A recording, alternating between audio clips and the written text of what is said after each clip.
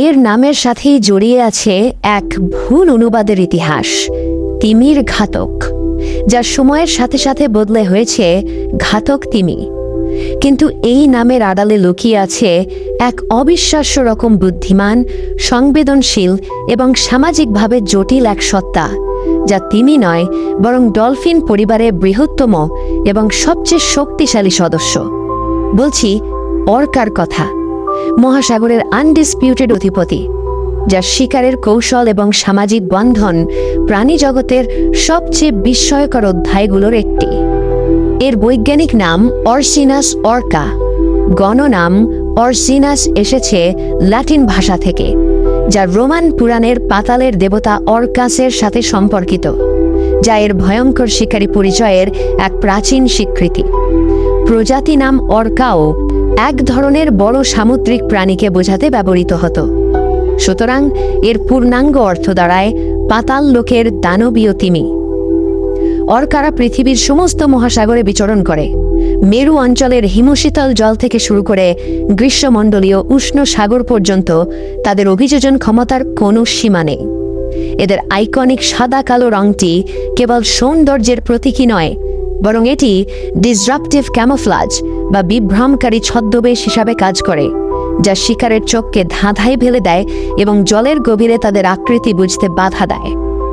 অর্কাকে বলা হয় মহাসাগরের নেকড়ে, কারণ নেকড়ের মতোই এরা দলবদ্ধভাবে শিকার করে এবং এদের শিকার কৌশল প্রজন্ম থেকে প্রজন্মান্তরে সঞ্চারিত হয়, যা অনেকটা মানব সংস্কৃতির মতোই। বিজ্ঞানীরা বিভিন্ন অর্কা পপুলেশনের মধ্যে স্বতন্ত্র সংস্কৃতি খুঁজে পেয়েছেন। তাদের রয়েছে ভিন্ন ভিন্ন ভাষা বা উপভাষা, খাদ্যাভ্যাস এবং শিকারের কৌশল। কিছু অর্কা দল কেবল স্যামন মাছ খায়, অন্যরা শিকার করে সিল, সিন্ধুঘোটক, এমনকি গ্রেট হোয়াইট শার্কের মতো ভয়ঙ্কর শিকারীদেরও। এদের বুদ্ধিমত্তার সবচেয়ে বড় প্রমাণ হলো তাদের শিকারের কৌশল। যেমন অ্যান্টার্কটিকার অর্কারা দলবদ্ধভাবে ঢেউ তৈরি করে বরফের চাঁইয়ের ওপর বসে থাকা সিলকে পানিতে ফেলে দেয়।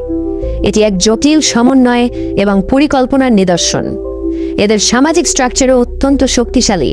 এরা মাতৃপ্রধান বা ম্যাট্রিয়ার্কাল দলে বাস করে, যেখানে একজন বয়স্ক এবং অভিজ্ঞ স্ত্রী অর্কা নেতৃত্ব দেয় এবং তার জ্ঞান ও অভিজ্ঞতা দিয়ে দলকে পরিচালনা করে। এই মহাসাগরীয় অধিপতির অস্তিত্ব বাংলাদেশের জন্য এক গভীর এবং অত্যন্ত প্রাসঙ্গিক বার্তা বহন করে। অর্কা পৃথিবীর সমস্ত মহাসাগরে বিচরণ করলেও আমাদের বঙ্গোপসাগরের swatch of no ground marine protected এরিয়াটাও এদের বিচরণের বিরল নজির রয়েছে। অর্কা একটি ইন্ডিকেটর স্পিসিস বা সূচক প্রজাতি, অর্থাৎ এদের স্বাস্থ্য এবং সংখ্যা একটি সামুদ্রিক বাস্তুতন্ত্রের সামগ্রিক স্বাস্থ্যের প্রতিফলন ঘটায়। প্লাস্টিক দূষণ, জাহাজ চলাচলের তীব্র শব্দ এবং অনিয়ন্ত্রিত মৎস্য আহরণ, এই সমস্ত কিছুই অর্কার মতো শীর্ষ শিকারীদের অস্তিত্বকে বিপন্ন করে তোলে। এই শিক্ষা আমাদের কঠোরভাবে স্মরণ করিয়ে দেয় যে আমাদের নিজেদের সামুদ্রিক সম্পদকে রক্ষা করা কতটা জরুরি। আমাদের বঙ্গোপসাগরের ইরাবতী ডলফিন এবং অন্যান্য সামুদ্রিক স্তন্যপায়ীদের অস্তিত্ব আজ একই ধরনের হুমকির মুখে। অর্কার এই গল্প আমাদের শেখায় যে মহাসাগরের শীর্ষ শিকারীকে রক্ষা করার অর্থই হল সমগ্র সামুদ্রিক খাদ্য শৃঙ্খল এবং আমাদের নীল গ্রহের স্বাস্থ্যকে রক্ষা করা। কোনো কোনো অঞ্চলে সে পরিচিত পাহাড়ের ভূত নামে, কোথাও আবার সে ক্যাটামাউন্ট বা পেন্টার। তার নামের তালিকা এতটাই দীর্ঘ যে গিনেস ওয়ার্ল্ড রেকর্ডস অনুযায়ী ইংরেজি ভাষায় আর কোনো প্রাণীর এতগুলো নাম নেই। কিন্তু এই সমস্ত নাম, মাউন্টেন লায়ন, কুগার, পুমা, আসলে কি ভিন্ন ভিন্ন প্রাণীকে বোঝায়, নাকি এরা সবাই একই রহস্যময় শিকারী? আজ আমরা আমেরিকার এই ছায়াময় বিড়ালের পরিচয় রহস্য উন্মোচন করব। হ্যাঁ, মাউন্টেন লায়ন এবং কুগার আসলে একই প্রজাতির প্রাণী। এদের বৈজ্ঞানিক নাম পুমা কনকালার। এর গণনামটি এসেছে ইনকাদের ভাষা কেচুয়া থেকে, তবে এর প্রজাতি নামটি সবচেয়ে আকর্ষণীয়। কনকালার একটি ল্যাটিন শব্দ যার অর্থ একই রঙের বা সমবর্ণ। এই নামটি যথার্থ, কারণ এই বিশাল বিড়ালটির শরীরে বাঘ বা চিতাবাঘের মতো কোনো ছোপ বা ডোরা দাগ নেই।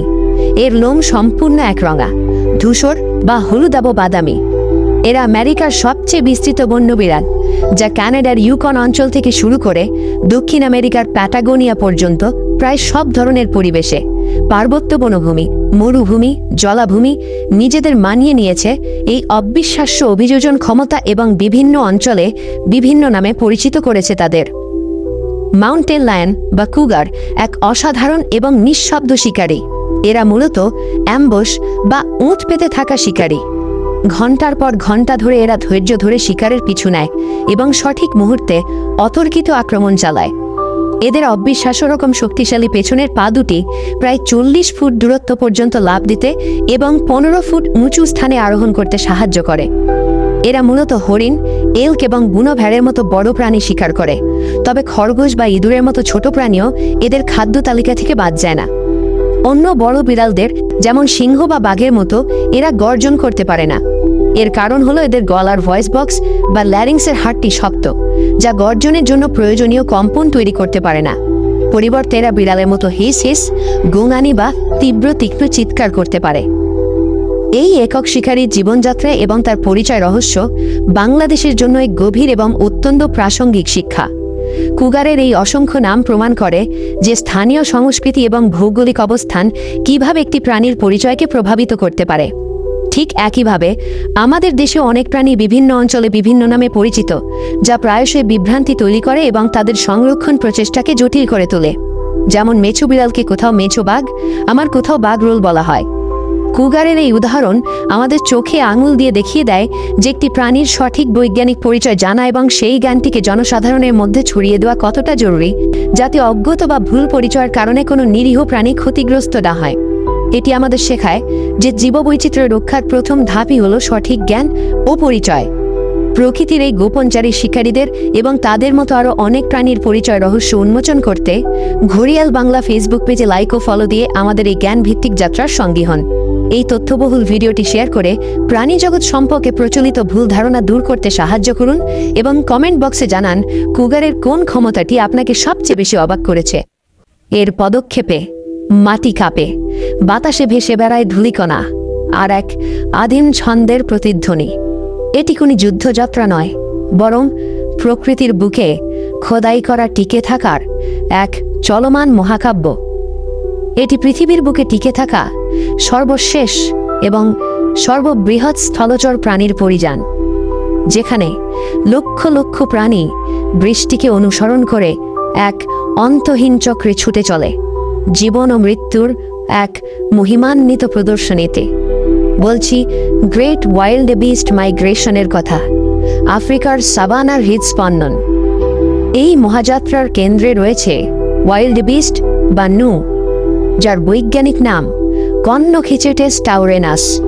এর গণনামটি দুটি গ্রিক শব্দের সমন্বয়, কন্নস অর্থাৎ দাড়ি এবং খাইটে অর্থাৎ প্রবাহিত কেশর, যা এর মুখের দাড়ি এবং ঘাড়ের কেশরের প্রতি ইঙ্গিত করে। অন্যদিকে প্রজাতি নাম টাউরেনাস ল্যাটিন ভাষায় ষাঁড়ের মতো, যা এর বলিষ্ঠ গঠন এবং শিংয়ের কারণে দেওয়া হয়েছে। এর সাধারণ নাম ওয়াইল্ড বিস্ট এসেছে আফ্রিকান্স ভাষা থেকে, যার অর্থ বন্য পশু। এরা মূলত আফ্রিকার সেরেঙ্গেটি মানে তানজানিয়া এবং মাসাই মারা মানে কেনিয়া অঞ্চলের সুবিশাল তৃণভূমিতে বিচরণ করে। প্রতি বছর প্রায় 1.5 মিলিয়ন ওয়াইল্ড বিস্ট কয়েক লক্ষ জেব্রা এবং গ্যাজেলের সাথে মিলে প্রায় 1800 কিলোমিটার দীর্ঘ এক বৃত্তাকার পথে যাত্রা করে। এই যাত্রা কোনো নেতা দ্বারা পরিচালিত হয় না, বরং এটি চালিত হয় এক আদিম এবং অপ্রতিরোধ্য বন্য দ্বারা, বৃষ্টির অনুসরণ। যেখানে বৃষ্টি হয় সেখানেই জন্মায় নতুন সতেজ ঘাস, যা এই বিশাল তৃণভোজী বাহিনীর জীবন ধারণের একমাত্র উপায়। এই অন্তহীন যাত্রাপথে তাদের পদে পদে বিপদ। সিংহ, হায়না এবং চিতাবাঘের মতো শিকারীরা সব সময়ই দুর্বল বা পিছিয়ে পড়া সদস্যদের জন্য ওত পেতে থাকে। তবে এই যাত্রার সবচেয়ে নাটকীয় এবং ভয়ঙ্কর অধ্যায়টি হল মারা নদীর পারাপার। কুমিরে ভরা এই খরস্রোতা নদী পার হওয়া এক জীবন মরণ জুয়া, যেখানে হাজার হাজার ওয়াইল্ড বিস্ট কুমিরের শিকার হয় অথবা খরস্রোতা জলে ডুবে মারা যায়। এই মহাকাব্যিক পরিযান বাংলাদেশের জন্য এক গভীর এবং অত্যন্ত প্রাসঙ্গিক শিক্ষা বহন করে। ওয়াইল্ড বিস্টদের এই যাত্রা আমাদের স্মরণ করিয়ে দেয় যে পরিযানের পথ কোনো রাজনৈতিক সীমানা মানে না, তারা তানজানিয়া এবং কেনিয়ার আন্তর্জাতিক সীমানা অনায়াসে অতিক্রম করে। ঠিক একইভাবে আমাদের দেশের পদ্মা, মেঘনার ইলিশ মাছ সমুদ্র থেকে নদীতে আসে প্রজন্মকে টিকিয়ে রাখতে, অথবা হিমালয় পেরিয়ে আসা পরিযায়ী পাখিরা আমাদের হাওড় বাওড়ে আশ্রয় নেয়। এই প্রাণীদের টিকে থাকার জন্য প্রয়োজন আন্তর্জাতিক সহযোগিতা এবং তাদের পরিযানের পথকে সুরক্ষিত রাখা। ওয়াইল্ড বিস্ট একটি কিস্টোন স্পিসিস বা ভিত্তিপ্রস্তর প্রজাতি। তাদের বিচরণ তৃণভূমির স্বাস্থ্য বজায় রাখে, তাদের বর্জ্য মাটিকে উর্বর করে এবং তাদের মৃতদেহ অগণিত পাদার্থিক প্রাণীর খাদ্যের যোগান দেয়। এই শিক্ষা আমাদের চোখে আঙুল দিয়ে দেখায় যে আমাদের দেশের পরিযায়ী প্রজাতিগুলোকেও, তা ইলিশ হোক বা পরিযায়ী পাখি, সংরক্ষণ করা কতটা জরুরি, কারণ তারাই আমাদের বাস্তুতন্ত্রের স্বাস্থ্য এবং ভারসাম্য রক্ষা করে। এর স্মৃতিতে খোদাই করা আছে প্রজন্মের পর প্রজন্মের পথ চলার মানচিত্র। এর পদক্ষেপে নির্ধারিত হয় সাভানার তৃণভূমির ভবিষ্যৎ, আর এর অস্তিত্বই হল আফ্রিকার বন্যপ্রাণের হৃৎস্পন্দন। এটি কেবল পৃথিবীর বৃহত্তম স্থলচর প্রাণীই নয়, বরং এক জীবন্ত গ্রন্থাগার এবং প্রকৃতির এক স্থপতি, যার প্রতিটি সিদ্ধান্তই তার চারপাশের জগৎকে নতুন করে গড়ে তোলে। বলছি আফ্রিকান হাতির কথা, এক বুদ্ধিমান, সংবেদনশীল এবং অবিশ্বাস্য রকম শক্তিশালী সত্তা, যা আফ্রিকার পরিচয়ের সাথেই ওতপ্রোতভাবে জড়িত। আফ্রিকান হাতির বৈজ্ঞানিক নাম লক্সোডন্টা আফ্রিকানা। এর গণ নামটি দুটি গ্রিক শব্দ থেকে উদ্ভূত, লক্সোস অর্থাৎ তির্যক বা বাঁকা এবং ওডন্টোস অর্থাৎ দাঁত। নামটি এসেছে এদের পেশন দাঁতের হীরক আকৃতির এনামেল শৈলশিরার কারণে, যা এদের এশীয় আত্মীয়দের থেকে সম্পূর্ণ আলাদা। প্রজাতি নাম আফ্রিকানা স্বাভাবিকভাবেই এর আফ্রিকান উৎসের পরিচয় বহন করে। আধুনিক জেনেটিক গবেষণায় প্রমাণিত হয়েছে যে আফ্রিকান হাতি আসলে দুটি ভিন্ন প্রজাতি, সাভানার বিশালদেহী বুশ এলিফ্যান্ট লক্সোডন্টা আফ্রিকানা এবং মধ্য ও পশ্চিম আফ্রিকার ঘন জঙ্গলের অপেক্ষাকৃত ছোট ফরেস্ট এলিফ্যান্ট লক্সোডন্টা সাইক্রোটিস। এদের বিশাল কানগুলো কেবল শোনার কাজেই লাগে না, বরং এটি এক প্রাকৃতিক রেডিয়েটর হিসাবে কাজ করে। এর মধ্য দিয়ে রক্ত প্রবাহিত করে এরা আফ্রিকার প্রচণ্ড গরমেও শরীরকে শীতল রাখে। আর এদের শুনে রয়েছে 40,000-এরও বেশি পেশি, যা তাকে একটি গাছের ডাল ভাঙা থেকে শুরু করে মাটি থেকে একটি ছোট্ট ঘাস তুলে নেওয়ার মতো সূক্ষ্ম কাজও করতে সাহায্য করে। আফ্রিকান হাতিকে বলা হয় কিস্টোন স্পিসিস বা ভিত্তিপ্রস্তর প্রজাতি। এর অর্থ হলো এদের অস্তিত্বের উপর একটি সম্পূর্ণ বাস্তুতন্ত্রের স্বাস্থ্য নির্ভর করে। শুষ্ক মৌসুমে এরা তাদের শক্তিশালী দাঁত ও সুর ব্যবহার করে শুকনো নদীর তলদেশে গর্ত খুঁড়ে ভূগর্ভস্থ পানির সন্ধান করে। এই তৈরি হওয়া জলাশয়গুলো তখন জিরাফ, জেব্রা এবং অন্যান্য শত শত প্রাণীর তৃষ্ণা মেটায়। এরা মেগা হার্বিভোর বা বিশাল তৃণভোজী হওয়ায় এদের খাদ্যাভ্যাস বনভূমি ও সাভানার গঠন নিয়ন্ত্রণ করে। এরা গাছের চারা খেয়ে তৃণভূমির বিস্তার ঘটায় এবং তাদের বর্জ্যের মাধ্যমে মাইলের পর মাইল জুড়ে গাছের বীজ ছড়িয়ে দিয়ে নতুন বন তৈরিতে সাহায্য করে। এক কথায়, হাতিরা হলো আফ্রিকার প্রাকৃতিক উদ্যান পালক। এই মহান স্থপতির টিকে থাকার সংগ্রাম বাংলাদেশের জন্য এক জীবন্ত এবং অত্যন্ত জরুরি শিক্ষা। আফ্রিকান হাতি আজ আইভরি বা হাতির দাঁতের জন্য চোরা শিকার এবং বাসস্থান ধ্বংসের কারণে মারাত্মকভাবে বিপন্ন। এই গল্পটি আমাদের দেশের এশীয় হাতির কথা বারবার স্মরণ করিয়ে দেয়, যারা চট্টগ্রাম, কক্সবাজার এবং শেরপুরের বনভূমিতে বাসস্থান সংকোচন এবং মানুষ হাতি সংঘাতের কারণে অস্তিত্বের সংকটে ভুগছেন। আফ্রিকান হাতি সংরক্ষণ প্রচেষ্টা, যেমন বিভিন্ন জাতীয় উদ্যানের মধ্যে কনজারভেশন করিডোর বা বন্যপ্রাণী চলাচলের পথ তৈরি করা এবং স্থানীয় জনগোষ্ঠীকে সংরক্ষণের অংশীদার করা, আমাদের দেশে হাতি মানুষ সংঘাত নিরসনে এক কার্যকর মডেল হতে পারে। এই মহান প্রাণীটি আমাদের চোখে আঙুল দিয়ে দেখিয়ে দেয় যে একটি দেশের খাদ্য শৃঙ্খলের শীর্ষ তৃণভোজীদের হারিয়ে যাওয়া অর্থাৎ সমগ্র বাস্তুতন্ত্রের ভারসাম্য নষ্ট হয়ে যাওয়া। এই বিপন্ন প্রাণীটির গল্পটি শেয়ার করে সচেতনতার বার্তা ছড়িয়ে দিন এবং কমেন্ট বক্সে জানান হাতি সংরক্ষণে আমাদের আর কি পদক্ষেপ নেওয়া উচিত বলে আপনি মনে করেন। গহীন বনের মাথায় যখন গধূলির আলো নামে, তখন এক ঝুঁটিওয়ালা শিকারী নিঃশব্দে ডানা মেলে। তার ওড়াউড়ি বাজ পাখির মতো ক্ষিপ্র নয়, বরং কিছুটা অলস, প্রজাপতির মতো। এই অনন্য শিকারীর ইংরেজি নাম জার্ডনস বাজা এবং বাংলা নাম জার্ডনের বাজ। আমুসেরা জার্ডুনি নামের এই পাখিটির প্রজাতিগত নামটি দেওয়া হয়েছে ব্রিটিশ প্রকৃতিবিদ থমাস জার্ডনের সম্মানে। বাংলাদেশে এটি এক দুর্লভ আবাসিক পাখি। এদের দেখা মেলে মূলত সিলেট ও পার্বত্য চট্টগ্রামের চিরসবুজ বনে। এদের মাথা লম্বা কালো ঝুঁটি, যা উত্তেজিত হলে খানা হয়ে যায়, এবং বুকের তামাটে বাদামি ডোরা দাগ এদের প্রধান শনাক্তকারী বৈশিষ্ট্য। এরা মূলত গধূলিবেলার শিকারী বা ক্রিপাসকুলার হান্টার। এদের প্রধান খাদ্য বড় আকারের পোকামাকড়, যেমন পঙ্গপাল ও গুবরে পোকা, এবং টিকটিকি ও গিরগিটি। গাছের মগডাল থেকে এরা শিকারে মাপড় অতর্কিতে আক্রমণ করে। বন ধ্বংসের কারণে আমাদের দেশে এই ঝুঁটিওয়ালা শিকারীর আবাসস্থল আজ মারাত্মকভাবে হুমকির মুখে। ভিডিওটি শেয়ার করে প্রকৃতির এই সুন্দর অতিথির কথা সবার কাছে পৌঁছে দিন। যে প্রাণীটি একসময় আমাদের এই বাংলা সহ সমগ্র ইন্দো গাঙ্গেয় সমভূমিতে দাপিয়ে বেড়াত, বিংশ শতাব্দীর শুরুতে তার অস্তিত্ব টিকেছিল মাত্র কয়েক শয়। বিলুপ্ত ছিল যার অবশ্যম্ভাবে নিয়তি। কিন্তু মানুষ তার ভুল বুঝতে পেরে যখন প্রকৃতির পাশে দাঁড়ায়, তখন অসম্ভবকেও সম্ভব করা যায়। এটি বৃহত্তর এক শৃঙ্গ গন্ডারের সেই অবিশ্বাস্য প্রত্যাবর্তনের গল্প।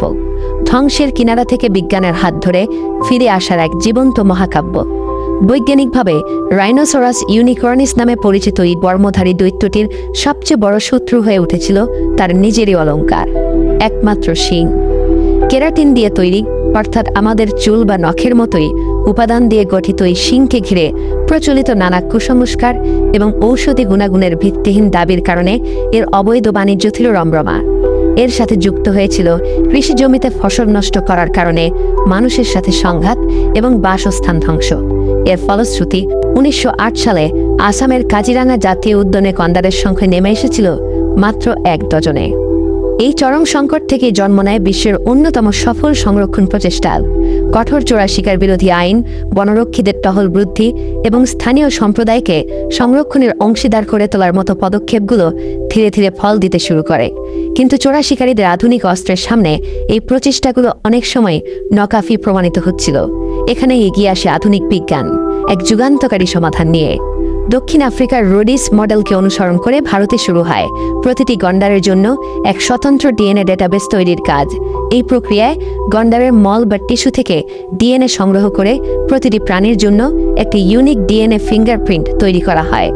এর ফলে কোনো গন্ডারকে না ছুঁয়েও শুধুমাত্র তার মল পরীক্ষা করেই তার পরিচয়, স্বাস্থ্য এবং গতিবিধি সম্পর্কে জানা সম্ভব হয়।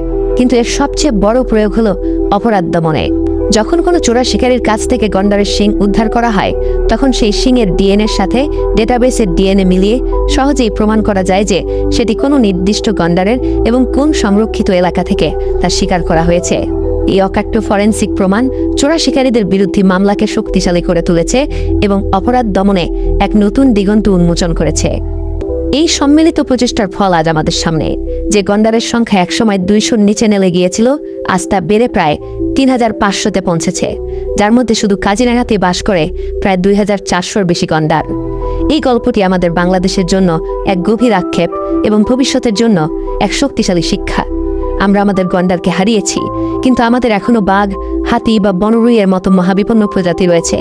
কাজিরাঙ্গার এই মডেল আমাদের শেখায় যে ঐতিহ্যবাহী সংরক্ষণ পদ্ধতির সাথে আধুনিক বিজ্ঞানের মেলবন্ধন ঘটালে বিলুপ্তির কিনারা থেকেও একটা প্রজাতিকে ফিরিয়ে আনা সম্ভব। আমাদের উদ্যোগকে সমর্থন জানাতে পেজটি লাইক ও ফলো করুন। এই অবিশ্বাস্য প্রত্যাবর্তনের গল্পটি সবার কাছে পৌঁছে দিতে ভিডিওটি শেয়ার করুন এবং আপনার মতে বাংলাদেশে কোন বিপন্ন প্রাণীর জন্য এমন ডিএনএ ডেটাবেস তৈরি করা সবচেয়ে জরুরি। আপনার মূল্যবান মতামত কমেন্টে জানান। গধূলির আলো যখন আরাবল্লীর পাথুরে পাহাড়কে সোনালি রঙে রাঙিয়ে দেয়, তখন এক ছায়ামূর্তি নিঃশব্দে বেরিয়ে আসে। সে মুস্কান, কুম্ভলগড় বন্যপ্রাণী অভয়ারণ্যের এক মায়াবী চিতা। সে শুধু একটি শিকারী প্রাণী নয়, সে এক মা, এক প্রতিবেশী এবং এক প্রাচীন সংস্কৃতির জীবন্ত অংশ। তার টিকে থাকার লড়াই শুধু তার নিজের নয়, এটি সমগ্র চিতা প্রজাতির অস্তিত্বের সংগ্রাম এবং মানুষ ও বন্যপ্রাণীর সহাবস্থানের এক জটিল কিন্তু আশাবাদী অধ্যায়। বৈজ্ঞানিকভাবে প্যান্থেরা পারডাস নামে পরিচিত এই চিতাবাঘ একসময় বাংলাদেশের পার্বত্য চট্টগ্রাম সহ বিভিন্ন বনে বিচরণ করত, কিন্তু আজ তা আমাদের দেশ থেকে পুরোপুরি বিলুপ্ত। তাই কুম্ভলগড়ের এই গল্পটি আমাদের জন্য একাধারে একটি স্মৃতি এবং ভবিষ্যতের জন্য এক জরুরি শিক্ষা। মুস্কান এই অভয়ারণ্যের প্রায় 100 চিতার একজন। তার সাথে ছায়ার মতো ঘুরে বেড়ায় তার শাবক মাস্তানি। মায়ের প্রতিটি পদক্ষেপ অনুসরণ করে সে শিখছে শিকারের কৌশল, বিপদের গন্ধ চেনার উপায় এবং এই প্রতিযোগিতামূলক অরণ্যে টিকে থাকার মূল মন্ত্র। কুম্ভলগড়ের শিকারের অভাব না থাকলেও চিতাদের মধ্যে প্রতিযোগিতা অত্যন্ত তীব্র। এই কারণেই মুস্কানের মতো অনেক চিতা তাদের বিচরণ ভূমি অভয়ারণ্যের সীমানা ছাড়িয়ে গ্রাম সংলগ্ন এলাকায় ছড়িয়ে পড়েছে। এখানে তাদের খাদ্য তালিকায় বুনো প্রাণীর পাশাপাশি যুক্ত হয় গৃহপালিত কুকুর বা ছাগলের মতো প্রাণী, যা মানুষ চিতা সংঘাতের মঞ্চ তৈরি করে। কিন্তু এখানেই কুম্ভলগড়ের গল্পটি ব্যতিক্রম। এই অঞ্চলে প্রজন্মের পর প্রজন্ম ধরে বসবাস করছে যাযাবর পশুপালক রাইকা সম্প্রদায়। তাদের সাংস্কৃতিক বিশ্বাস এবং প্রকৃতির প্রতি গভীর শ্রদ্ধাবোধের কারণে তারা চিতাদের শত্রু হিসেবে দেখে না, বরং সহাবস্থানকেই বেছে নিয়েছে। তাদের বিশ্বাস চিতারা আরাবল্লীর পবিত্র স্থানগুলোর রক্ষক। এই সাংস্কৃতিক সহনশীলতায় মুস্কান ও তার শাবককে নিরাপত্তা দিয়েছে। কুম্ভলগড়ের এই সহাবস্থানের মডেলটি আমাদের বাংলাদেশের জন্য এক অমূল্য শিক্ষা, যেখানে গত 2 শতাব্দীতে সমগ্র ভারতে চিতার সংখ্যা 75 থেকে 90% হ্রাস পেয়েছে এবং তারা তাদের 3/4 আবাসস্থল হারিয়েছে। সেখানে কুম্ভলগড় এক ব্যতিক্রমী উদাহরণ। এটি আমাদের শেখায় যে বনভূমির কাছাকাছি বসবাসকারী সম্প্রদায়গুলোকে শত্রু না ভেবে তাদের ঐতিহ্যবাহী জানকে সম্মান জানিয়ে সংরক্ষণের অংশীদার করে তোলাই হতে পারে সবচেয়ে কার্যকর উপায়। গবেষণায় দেখা গেছে সংঘাত এড়াতে চিতাকে এক জায়গা থেকে অন্য জায়গায় স্থানান্তর করা প্রায়শই ব্যর্থ হয় এবং প্রাণীটির জন্য মারাত্মক মানসিক চাপ তৈরি করে।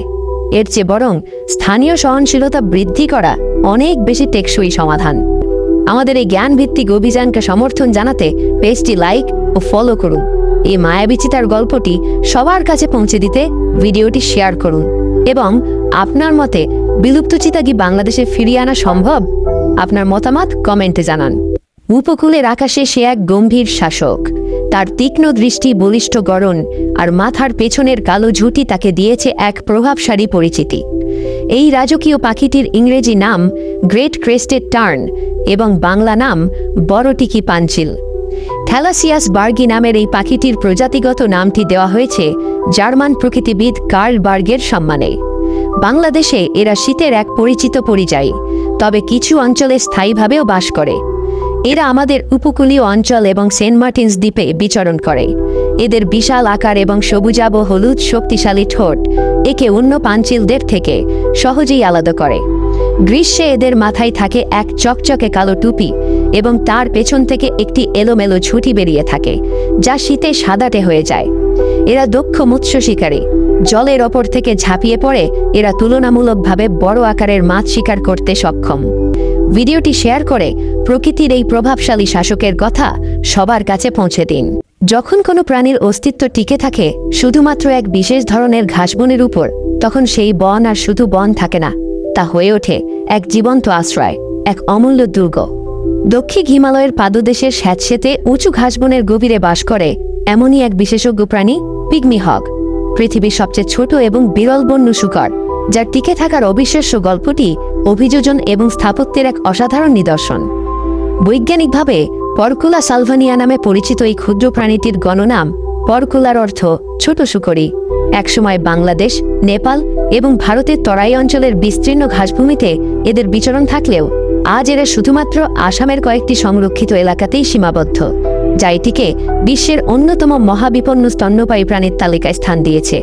এরা এতটাই বিরল যে একসময় বিজ্ঞানীরা ভেবেছিলেন এটি হয়তো চিরতরে বিলুপ্ত হয়ে গেছে। পিগমি হগ শুধু তার ক্ষুদ্র আকারের জন্যই বিস্ময়কর নয়, এর চেয়েও বেশি অবাক করা হলো এর বাসা তৈরির অসাধারণ দক্ষতা। এরা ঘাসবনের এক নিখুঁত প্রকৌশলী। দলবদ্ধভাবে বয়স বা লিঙ্গ নির্বিশেষে এরা শুকনো ঘাস কেটে এনে দাঁত দিয়ে চিবিয়ে এবং নিপুণভাবে বুনে এক একটি গম্বুজ আকৃতির বাসা তৈরি করে, যার ভেতরে ঢুকার জন্য থাকে এক সরু সুড়ঙ্গ। এই বাসা কোনো সাধারণ আশ্রয় নয়, এটি এক প্রাকৃতিক শীতাতাপ নিয়ন্ত্রিত দুর্গ। গ্রীষ্মের দাবাদহে এর ভেতরটা থাকে শীতল, শীতের কনকনে ঠান্ডায় উষ্ণ এবং বর্ষার মুষলধারে বৃষ্টিতেও শুকনো। গর্ভবতী স্ত্রী শূকরগুলো তাদের শাবকদের জন্য বিশেষভাবে আরও মজবুত এবং আরামদায়ক বাসা তৈরি করে, যা শিকারীদের চোখ থেকে তাদের সম্পূর্ণ আড়ালে রাখে। পিগমি হগের এই জীবনযাত্রা আমাদের বাংলাদেশের জন্য এক গভীর আক্ষেপ এবং এক জরুরি শিক্ষা। আমাদের দেশের দিনাজপুর এবং পঞ্চগড় অঞ্চলে তরাই ঘাসভূমিও একসময় এই ক্ষুদ্র প্রকৌশলীর আদর্শ বিচরণ ক্ষেত্র ছিল। কিন্তু কৃষিজমির বিস্তার, বসতি স্থাপন এবং অবৈজ্ঞানিক পদ্ধতিতে ঘাসবন পুড়িয়ে ফেলার কারণে আমরা এই অমূল্য প্রজাতিটিকে আমাদের দেশ থেকে চিরতরে হারিয়ে ফেলেছি। পিগমি হগের গল্প আমাদের চোখে আঙ্গুল দিয়ে দেখিয়ে দেয় যে ঘাসবন কোনো পতিত জমি নয়, এটি এক বিশেষায়িত এবং জটিল বাস্তুতন্ত্র, যার উপর নির্ভর করে অসংখ্য বিরল প্রজাতি টিকে থাকে। আমাদের উদ্যোগকে সমর্থন জানাতে পেজটি লাইক ও ফলো করুন। এই বিরল প্রাণীটির গল্প সবার কাছে পৌঁছে দিতে ভিডিওটি শেয়ার করুন। আর আপনার কি মনে হয়, বাংলাদেশে এমন বিশেষায়িত ঘাসবন পুনরুদ্ধার করা সম্ভব? আপনার মূল্যবান মতামত কমেন্টে জানান।